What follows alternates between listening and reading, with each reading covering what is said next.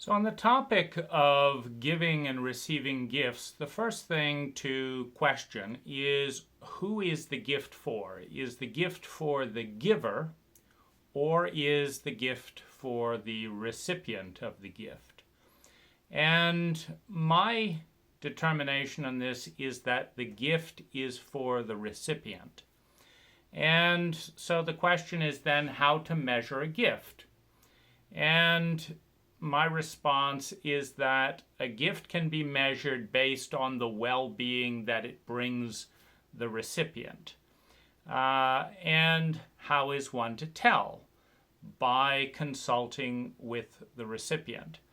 Now, I came into this question around the frustration of being given gifts that I didn't want, then being somewhat irritated by the implication that the giver didn't know me very well, which is a stickler in terms of my psychology. Invisibility is one of the core wounds, kind of helplessly invisible and invisibly invisible is kind of where a lot of energy gets stuck because that's a particular sore point.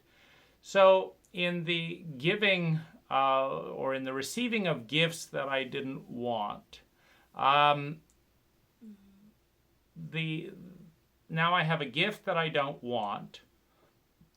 I'm politically correctly bound to be gracious about a gift that I don't want, which deepens the invisibility. And then I'm actually annoyed that the giver didn't see or understand me well enough to give me a gift that I wanted.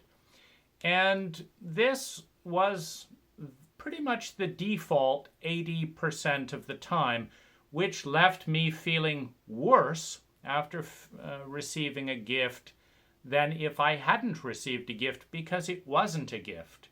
It was a burden that I had to hide my feelings around and then participate in the invisibility. And then there's the disappointment of not actually receiving a gift.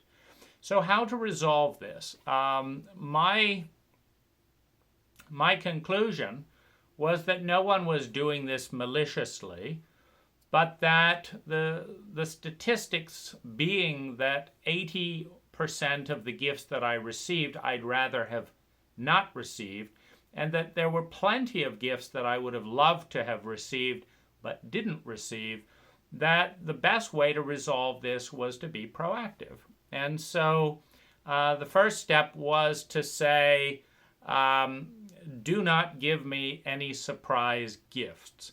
And this is obviously to people close to me.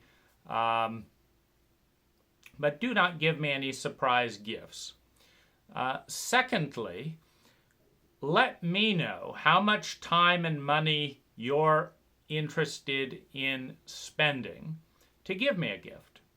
If it's just time, fine. If it's just money, if it's up to 2 hours of your time and up to $100, whatever it is, just tell me what you'd like to invest in the gift. And I will, if it's money, I will choreograph the money in such a way as to receive the most value possible, so that I can associate your name with that value. Because that's what's going to strengthen the relationship. So that's the goal. The goal is to strengthen the relationship. And the strongest relationships are those that consume as little as possible energy, but that the energy that is consumed is all going to potent value. Meaning a very weak relationship would be a scenario where I invest 100 hours a month that I don't enjoy to cause you to suffer, and you invest 100 hours a month that you don't enjoy and that cause me to suffer. It's a weak relationship because the most intelligent thing to do in that scenario is to end the relationship. Because then we both have 100 hours freed up to do something that's more enjoyable. And the strongest relationships are those where, regardless of the time invested or the money invested, that both people can say that there's nothing more enjoyable than spending this time in this way with you, and that the other person says, I couldn't even create that much value on my own. And so that's the goal. So in that, moving along in that direction, what this does is people then say, okay, I'd like to give you a gift costing up to $75 and spend an hour of time. How would you like to receive that? And I might, so first of all, I immediately feel visible. So that's the antithesis of feeling invisible. So that's a gift in and of itself. Secondly, I'm perfectly confident that I can participate in a gift that I'm going to absolutely love, and I'm going to regularly think fondly of the giver for, which is a plus for the giver. Thirdly, the giver doesn't have to do the guesswork and be set up to fail. I don't have to pretend that it's a great gift. The whole thing is wonderful. And now the ratio is different the other way around, meaning 70% of the people I give gifts to really seem to like the gifts, and they don't want to choreograph it. And so in that sense, there's an asymmetrical pattern. They consult with me about what they'd like to give me or what I'd like to receive, and I surprise them. If they like surprises and they say, wow, I would never have thought about that, but you really understand me well, and that's a fabulous gift.